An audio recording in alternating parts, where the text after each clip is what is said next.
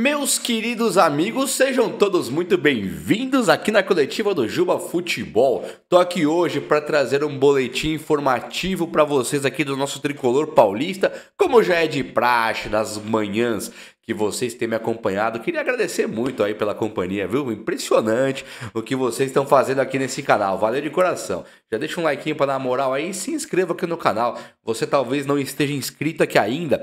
Você tá na coletiva do Juba, tá? Dá uma olhadinha se você tá inscrito, que esse aqui é o meu canal de vídeos de manhã agora. Então vem comigo, faça parte dessa família que só cresce. E de coração, um abraço virtual para todo mundo aí, que vocês são fera demais. Valeu, de verdade. Bom, eu quero começar o vídeo do São Paulo falando para vocês que eu vou falar sobre o jogador surpresa que apareceu aí pro técnico Dorival. Teve também, além de jogador surpresa, nós tivemos uma entrevista coletiva, não, exclusiva, do Dorival, onde ele fala lá pro GE.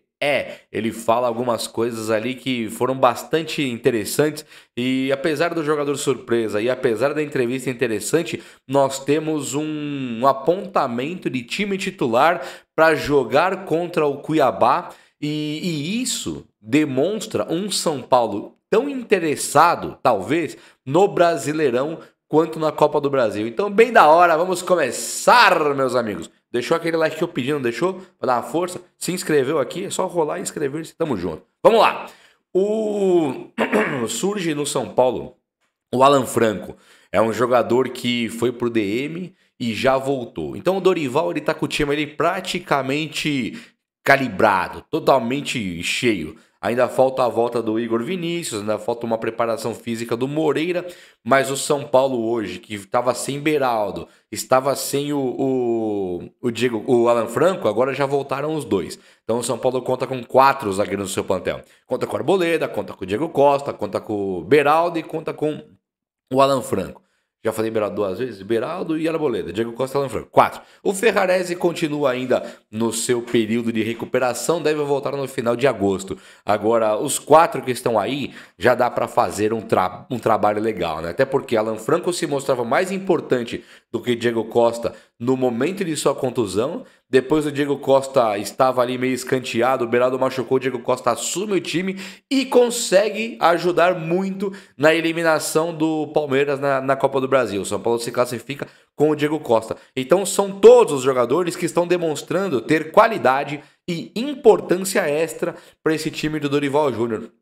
Além do Pato, que fez um golaço contra o Santos, já ganha o São Paulo ali uma opção melhor no ataque. Há quem diga que o Juan é uma ótima opção. Eu entendo quem gosta do Juan. Agora, o Juan, para mim, para ser centroavante, para ser o reserva do Caleri, melhor o Pato. E para ser um ponta, um cara que vai correr pelas pontas, melhor o David. Então o Juan, que é um belíssimo jogador de futebol, que no futuro vai ser excelente, eu vejo que hoje, colocar o Juan nessas fases decisivas pode ser pular uma etapa, pode ser também, sem colocar nenhum problema. Dorival sabe o que está fazendo. Mas colocar o Juan hoje, eu acho que é algo um pouco arriscado demais, um passo maior do que a perna demais. Pato e David, para mim, são os suplentes, os reservas de Luciano e Caleri nessa reta final e fica muito top de se pensar. Bom, o Dorival, ele deu uma entrevista e nessa entrevista ele coloca ali alguns fatores bem interessantes sobre valorização de técnicos brasileiros e tal. É aquela coisa que o técnico brasileiro fala que no Brasil não valoriza seu técnico brasileiro, coisa e tal. E aí quando você tem figuras aí como o Sampaoli, como aquele Paulo Souza, esse Vitor Pereira, tem um monte de cara que realmente não justifica essa valorização toda do técnico estrangeiro, né? Os caras que brilharam muito aqui no Brasil, mas muito mesmo, foram o Abel Ferreira e o Jorge Jesus. E tinha talvez esse Luiz Castro do Botafogo que foi embora, esse poderia ser o terceiro técnico gringo a brilhar muito. Mas acabou indo embora, então fica aí essa história recente para Abel Ferreira e Jorge Jesus. Só que o Dorival, ele tá muito certo, cara. Porque o Dorival, ele consegue ser hoje o atual campeão da Copa do Brasil, atual campeão da Libertadores, tudo pelo Flamengo. E quando chega no São Paulo, ele chega agora e ele está disputando uma Copa do Brasil de forma que já eliminou o Palmeiras. E pra mim, nos meus olhos aqui, é favorito contra o Corinthians e é o próximo finalista que vai encarar o Flamengo ou Grêmio.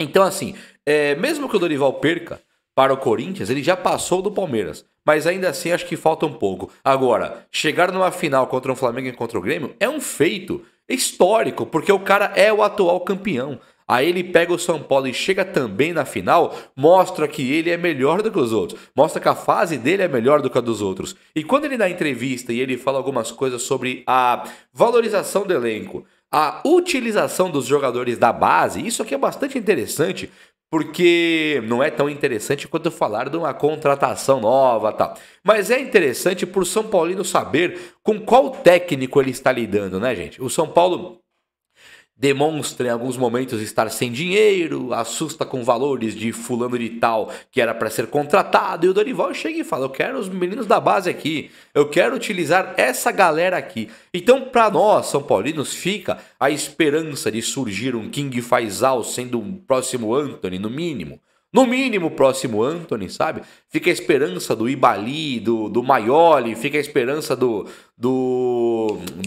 Negruti, fica a esperança de alguns jogadores subirem para serem os próximos caras do São Paulo. E o Dorival, ele trabalha dessa forma, ele chega e fala assim, ó: eu quero conhecer a base rápido, quero entender rápido o elenco que eu tenho nas mãos para eu, Dorival, me adaptar ao time que eu tenho. Todo técnico que você aí conhece, ou a maioria deles pelo menos, ele não é assim. Ele fala: o jogador tem que entender o meu sistema tático. O jogador tem que entender quem eu sou. O jogador tem que entender o que eu quero dele. O Dorival é o contrário. O Dorival, ele quer entender o elenco que ele tem nas mãos, porque o Dorival, apesar de tudo, é o cara que fala que ele não fica pedindo jogadores para a diretoria e nunca fez isso em time nenhum. Então, assim, a cada entrevista, a cada jogo, a cada minuto que o Dorival aparece, ou você para ponderar, para pensar sobre Dorival, ele demonstra ser o cara mais capacitado e o nome mais ideal para qualquer time. Qualquer time do Brasil. Vamos lá. Flamengo, um elenco multimilionário, o melhor elenco do Brasil. Dorival é campeão da Copa do Brasil e Libertadores com ele. Dorival pegou o Ceará antes do Flamengo e estava fazendo uma campanha de título brasileiro, brigando título. Quando ele sai, o Ceará cai para a segunda divisão. Ou seja, fui de um polo ao outro, do Flamengo ao Ceará, do campeão, multicampeão ao rebaixado. E o São Paulo, que é gigantesco, mas estava numa zona intermediária de importância, o São Paulo, o Dorival coloca ele lá em cima de novo, para brigar com os grandes, para ficar lá em cima sem nenhum tipo de o favorito é o Grêmio, o favorito é o Palmeiras, não tem isso. O São Paulo briga 50-50, sabe, 50-50 contra qualquer time hoje, e muito está ligado ao Dorival. O Dorival declarou ainda que no São Paulo alguns jogadores estavam querendo ir embora, não era um só, não eram dois, eram alguns jogadores, ele fala. Estavam querendo ir embora do São Paulo, totalmente desacreditados, não entendendo como fazer para agradar. Treinava, não via o técnico olhar nos olhos deles. Um sistema de jogo viciado, sabe, um sistema de jogo já viciado, onde se você é meia, você não vai se encaixar. Se você é um ponta, sei lá, que não corre igual uma barata tonta, uma formiga atômica, você não vai se encaixar. Se você é destro, você vai para a ponta esquerda. Se você é canhoto, você vai para a ponta direita. Sabe? Se você tem um bom passe, você vai para a zaga. Léo, Rafinha. Os caras não entendiam mais o que fazer. Então queriam ir embora do São Paulo, claro. O São Paulo não é o time que mais paga no Brasil. Flamengo, Atlético, Corinthians, Palmeiras. Todos pagam mais que o São Paulo. Só que no São Paulo a pressão é igual desses times ou mais. Ou maior. Quando os caras vão para um time igual aí o do Botafogo, vão para um time igual do Atlético do Paraná, vão para um time igual do Red Bull, Bragantino, briga a título também e não tem metade da pressão que tem no São Paulo. Então, para jogador profissional, para que ficar amargando o banco de um Léo Pelé? Você sendo um Ferrarese da vida, ficar amargando o banco do Léo Pelé? Sabe? Você ser um Arboleda, ver o Rafinha e ir pra zaga. O que é isso? Então agora o Dorival chega, coloca cada jogador em sua posição e nós vemos um Caio Paulista. Olha as ideias. Tá acompanhando comigo? Olha essas ideias, isso aqui é impressionante. Nós vemos um Caio Paulista sendo já falado, já tem gente falando do Caio Paulista na Europa e na seleção brasileira como lateral esquerdo, um cara que até ontem era vaiado no Fluminense. Nós temos um Wellington que assim que volta pega a camisa e vai pro jogo, sabendo que hoje Caio Paulista é um dos melhores laterais esquerdos do Brasil. O Caio pode ir pra frente, o Wellington está ali e o Dorival rasga elogios ao Patrick Lanza, demonstrando que o Patrick Lanza será muito utilizado porque tem muita importância no elenco do São Paulo. Sabe? Então é um São Paulo hoje que não é porque jogam todos. Eu nem gosto de rodízio. Rodízio necessário, porque o cara vai machucar e tal, isso é fundamental. Agora, rodízio bobo, barato, idiota, porque tem um jogo domingo, outro domingo. Ah, não, tem que rodar o elenco porque o time vai ficar tristinho. Que se lasque, o jogador que vai ficar tristinho. Jogue mais que o seu titular. Agora, quando você tá jogando mais, merece chance. Ou quando o outro vai machucar, merece chance e está tendo. Então é um rodízio inteligente. Não chega a ser 11 reservas, só foi assim contra o Red Bull Bragantino, que o São Paulo jogou com 11 reservas. Acho que foi o único jogo que o Dorival colocou o time inteiro reserva, com exceção de jogos, assim, ridículos de Sul-Americana que já estava classificado. Tirando isso, São Paulo não coloca time reserva inteiro. É mesclado. São alguns jogadores que vêm e que vão, troca 4, trocam 5. É um time que joga de forma inteligente e sempre com um padrão de jogo muito bem definido, onde todo jogador está mais bem posicionado. Isso resulta no São Paulo parar de ter contusões. Então é impressionante. É impressionante de se ver. Não é o que o São Paulino tem visto nos últimos anos. Não é o que o São Paulino viu com o Crespo e com o Rogério. O padrão tático não é aquilo que o São Paulino viu com o Diniz, que era um padrão tático que tomava gols, entregava a bola lá atrás, ia no toquinho até tomar o gol, com o chefe sendo o Daniel Alves no campo. Sabe, não existe isso aí. Então o que o São Paulino tem visto hoje também não é um Sérgio Baresi, um Doriva, um Jardine, sabe, um Adilson Batista que foi contratado ali já com a demissão garantida. Um técnico que vem já sabendo que vai ser demitido amanhã, porque ele nada mais é do que um tapa-buraco. Então o São Paulo muda muito com o Dorival Júnior, não é pouco, é em todas as esferas, muda em todas as áreas do futebol mesmo, é campo, é relação com os jogadores, é o elenco inteiro trabalhando com importância e não com favor. O Mendes não tá jogando no São Paulo de favor, é com importância. O Natan, jogando agora contra um Cuiabá, não está jogando de favor, é porque o Rafinha não pode machucar. Vocês percebem que não é de favor, é com importância e com inteligência. Mudou tudo no São Paulo. O São Paulo é outra coisa. Surge agora que contra o Cuiabá o São Paulo pode ir com o time reserva. Putz, falei errado.